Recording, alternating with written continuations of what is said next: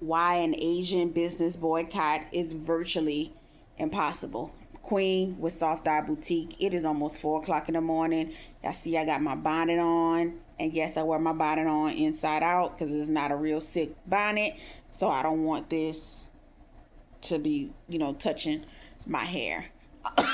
And I'm in my 100% cotton nightgown. Okay, organic at that. So I want to get on here because I got the script running in my mind about this video that I need to make, and I'm not going to be able to go to bed until I get this out and to, externalize it, right? Memorialize it and externalize it. So I'm not going to get into what I feel about the Rick Chow verdict. Okay, if I'm not mistaken, Rick Chow is Chinese.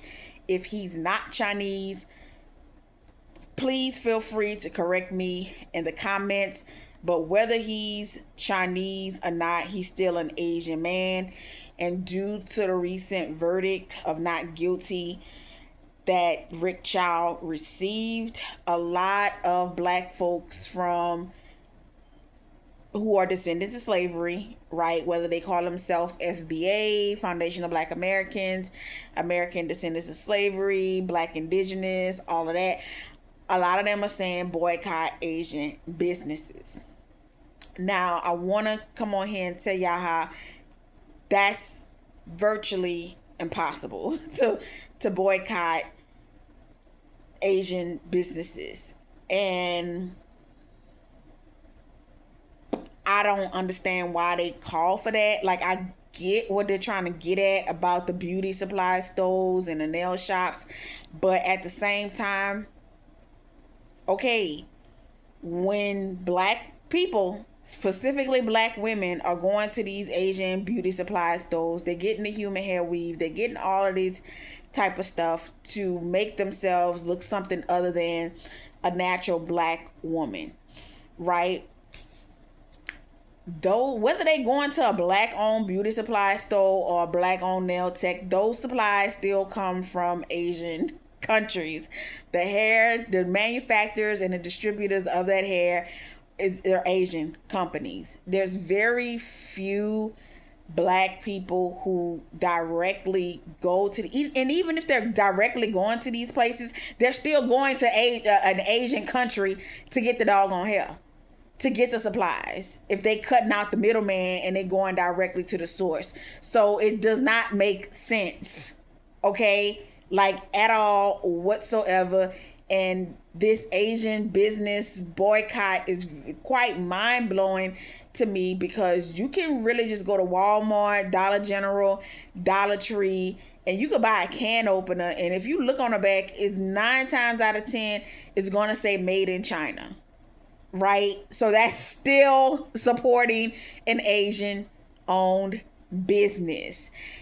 So none of this makes sense to me. I get what the black community is trying to do, but I really need y'all to think things through with this, because of the majority of our products, of our goods that we purchase here in the United States, that has nothing to do with the beauty industry, nothing to do with a Asian restaurant. And most of the time, if it's an Asian restaurant that black people going to, they going to a Chinese restaurant. Like, black people don't really eat out at Vietnamese or Korean spots or Thai or Lao spots. There are some who do, but it's not as common as if they're going to get some Chinese food. So those industries aside, pretty much everything else that we utilize and consume, consumer goods, are produced in China. And it makes absolutely no sense. And the people who think they are boycotting, y'all really not boycotting. So I really want y'all to think things through before you say that you boycotting a place. I get it, the immediate shutting down of these businesses, which I haven't really even heard of any of these Asian owned businesses shutting down due to the so-called boycott. Of course, Rick Chow's business has been shut down, but just if you still shopping at Walmart, okay, you still shopping at Target, You still shopping at your local grocery store. You're still shopping at other places. You are still supporting the Asian business. This is how much they are intricately entwined with our commerce stream here in the United States of America. And it's going to be quite difficult to stop using or consuming any Asian produced products or goods. It's going to be extremely difficult. So I just really want people to understand there's really no boycott going on, no matter what people are saying. If you're shopping from Shein and Temu and all those fast fashion sites, come on now. Come on, like get real. So there's not an Asian owned boycott going on. And I just had to get on here and I just had to just keep it real all the way live, keep it 100, let y'all know. And at the same time, because people from Louisiana, I'm not really taking people from Louisiana serious, because these the same people, they got Rouse's sprouting up everywhere. And Rouse's was out there for the January 6th riot. And all he did was did a press run with Master P, and all was forgiven.